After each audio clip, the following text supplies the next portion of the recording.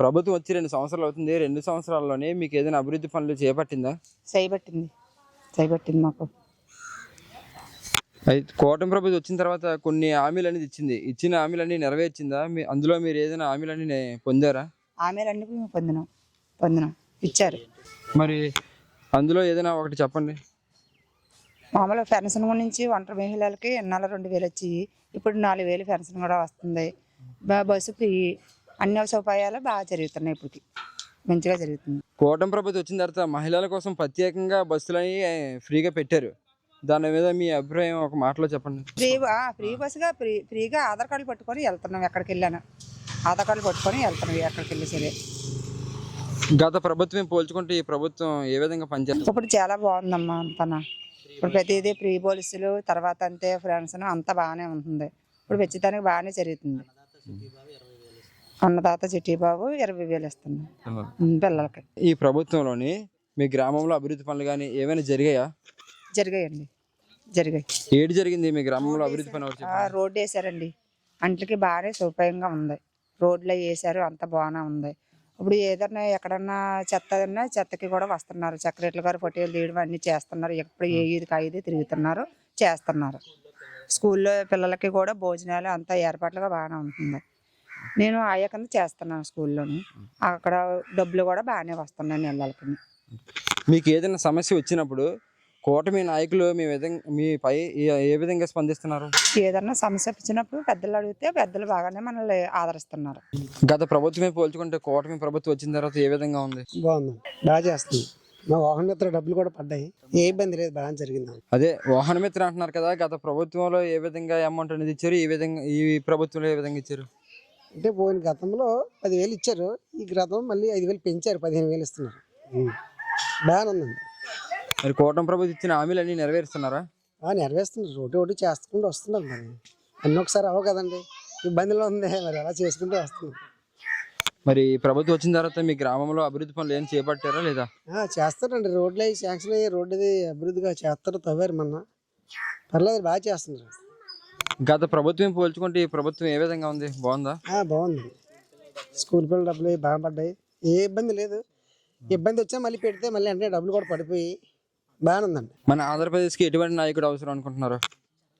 చంద్రబాబు బాగుంటుంది అనుకుంటున్నాను. బాగుందండి. పెన్షన్లు కానీ, రేషన్ కానీ, రైతు భరోసా కానీ ఏ విధంగా అందుతుంది ప్రతి ఒక్కరికి? ఇబ్బంది లేదండి. వెరిఫికేషన్ జరిగి బాగా లేదనుకున్న వాళ్ళు మళ్ళీ రిటర్న్ పెట్టి అన్ని చేస్తారు. బాగానే చేస్తుంటారు.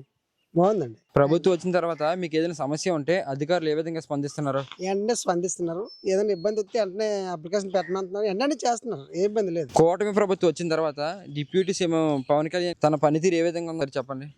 తన పనితీరు ఇప్పుడన్నా సరే అందుబాటులో, ప్రతిసారి అందుబాటులో, ప్రజలకందరికీ అందుబాటులో ఉంటున్నారు. జెన్యున్గా గ్రామానికి, గ్రామ స్థాయి నుంచి ఏ విధంగా ఏ వర్క్ చేయాలన్నా వెంటనే స్పందించి దాన్ని కేంద్రం దృష్టికి కానీ అలాగే రాష్ట్రం దృష్టిలో కానీ సభ్యులందరితో, కూటమి నాయకులు అందరితో చర్చించి వెంటనే ఇమీడియట్గా అది పగరానికి మనకి కావాల్సిన న్యాయం చేకూరుస్తున్నారు.